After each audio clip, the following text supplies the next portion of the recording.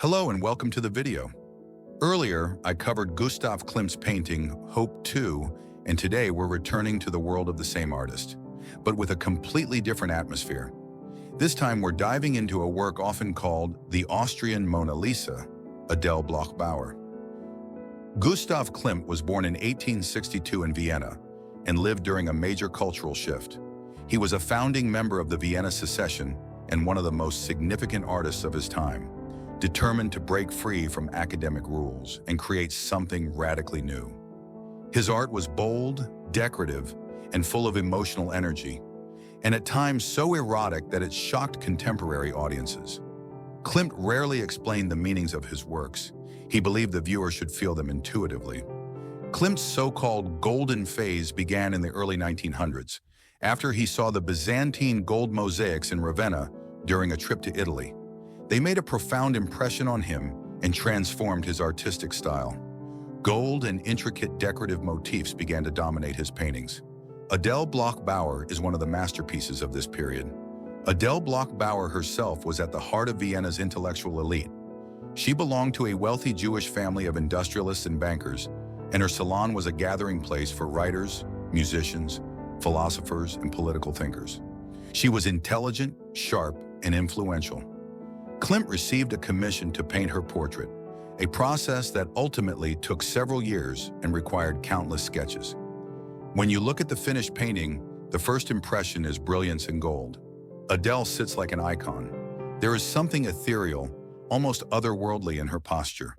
Her face and hands are painted realistically, but everything around her belongs to another realm, filled with geometric patterns, eye-like motifs, triangles, and spirals. These are not random decorations. They form a symbolic language Klimt used to emphasize mystery and feminine presence. One particularly striking detail is the abundance of eye-shaped patterns on her gown. They're often interpreted as references to ancient protective symbols, such as the Egyptian Eye of Horus. At the same time, they create a sense that the dress is watching back. They make Adele appear both protected and observing, a reminder of the constant social scrutiny present in early 1900s Vienna. The gold gives the painting the quality of a religious icon. It lifts Adele into another world, away from the ordinary. This was a radical way to portray a private individual, not a politician, not a saint, but a socialite depicted as a mythical figure. Klimt's combination of realistic portraiture and symbolic ornamentation makes this work truly unique. But while the painting looks timeless and dreamlike, its history is anything but peaceful.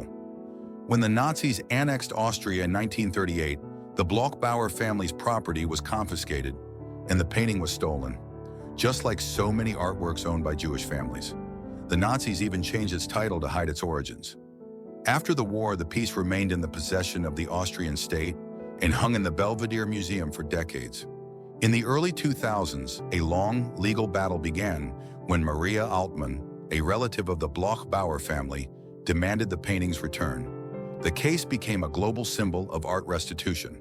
Finally, in 2006, the painting was returned to Altmann, and in the same year it was sold for a record-breaking $135 million.